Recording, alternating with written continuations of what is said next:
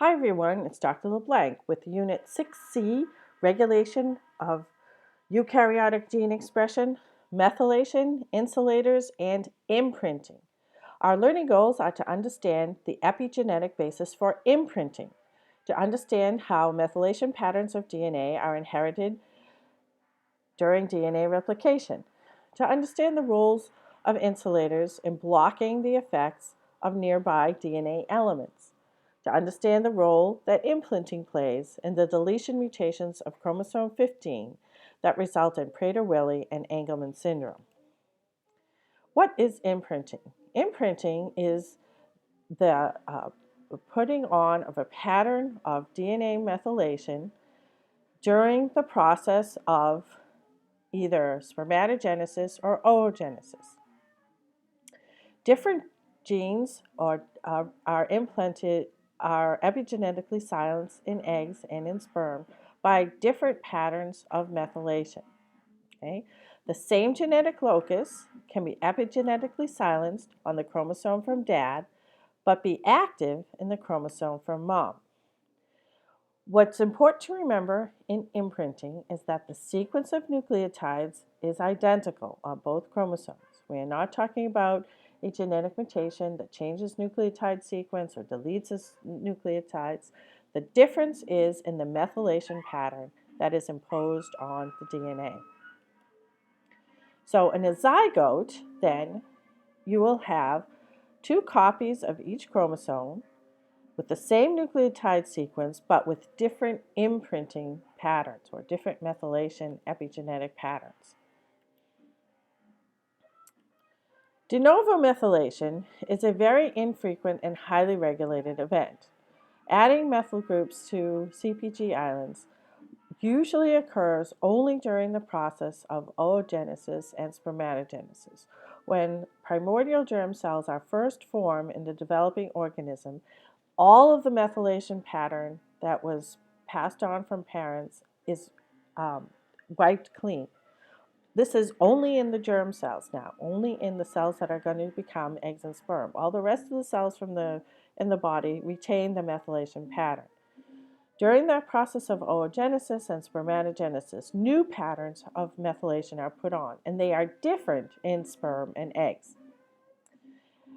After this pattern is established and the 2 nuclei fuse to form a zygote, that DNA replication occurs. That pattern of methylation is preserved during the process of cell division.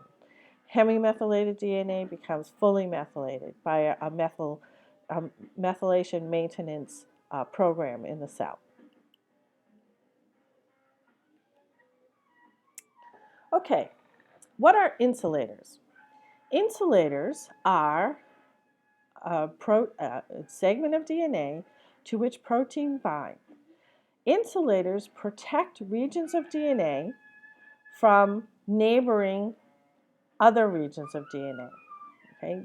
For example, during the process of changing a DNA from euchromatin to heterochromatin, the heterochromatin can just continuously encroach on the euchromatin that's next to it. Sometimes you have a gene there that you want it to remain active, so you want to prevent the encroachment of heterochromatin. So you can have an insulator put in between those 2 regions and have proteins bind to them. So insulators can act as a barrier to changes in chromatin structure. They can also act as a barrier to protect genes from the influences of close-by enhancers that are really supposed to direct transcription from a different gene. So here we have gene A and gene B, and gene A has an enhancer. Without this insulator here, this enhancer could easily influence not only gene A but also gene B. It's certainly close enough.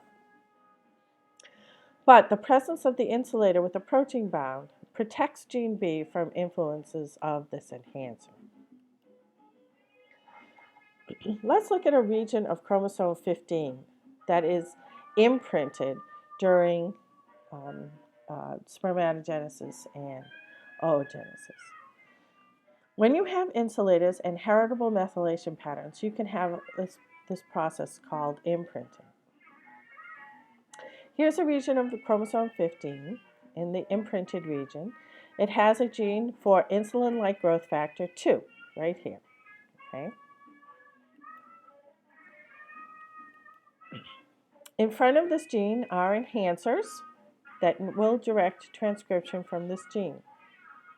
However, there are also imprinting control regions, or insulators, that protect this gene from influences of the enhancer. In the chromosomes that are produced during oogenesis in the mother, no methylation of this region occurs. Okay? Without any methylation of this region, proteins, the CTC binding proteins, bind to the insulator and to the differentially methylated region right here, loop the DNA around, sequester IGF-2, and prevent it from being transcribed by the enhancer. So this barrier insulator protects IGF-2 from being transcribed. So in females, when this particular imprinted region is not methylated, this gene is not stimulated by an enhancer and it is off. Okay, so that's what happens in eggs. What about in sperm? In sperm, this region is methylated. It's heavily methylated. And the effect of methylation at this imprinted control region is not to shut the gene off, like methylation is usually associated with turning genes off. Instead, because of this insulator here, it's going to allow the enhancer to direct transcription from IGF-2, and the gene will be turned on. Okay.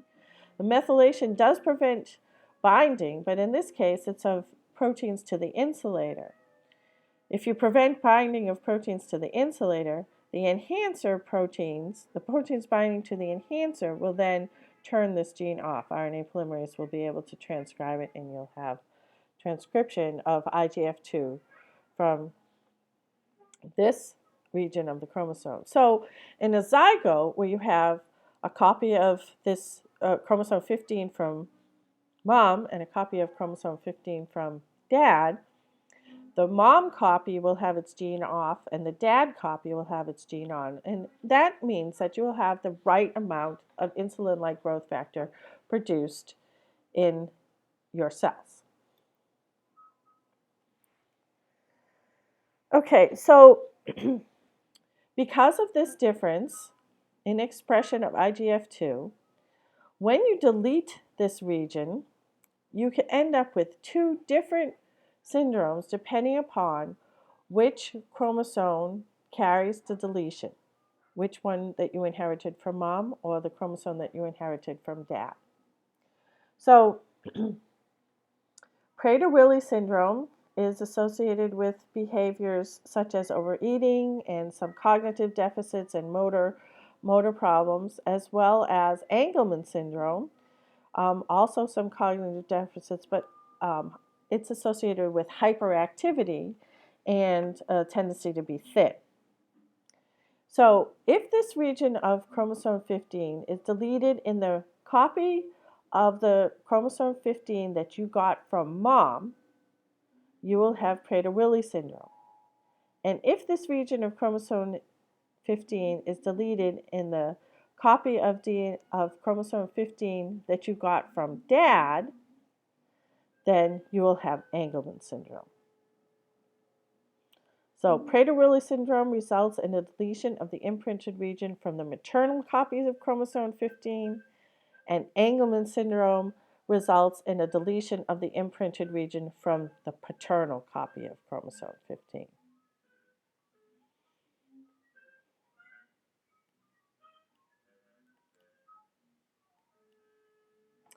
Because of genetic imprinting, a gene can be expressed from a maternal chromosome and silenced on a paternally inherited chromosome, or vice versa. Genetic imprinting is a consequence of different methylation patterns established during gametogenesis to produce sperm and eggs. In somatic cells, all the rest of the cells of the body that aren't eggs and sperm, methylation patterns established during gametogenesis are passed on at DNA replication. Insulators are DNA elements that bind proteins that block the influence of nearby enhancers or protect a region from the encroachment of chromatin changes, such as the spread of heterochromatin. In Prader-Willi and Angelman syndromes, the identical portion of chromosome 15 is deleted. However, because the region is imprinted, the result is different depending on whether the deleted region was on a chromosome inherited from mom, Prader-Willi, or dad, Angelman syndrome.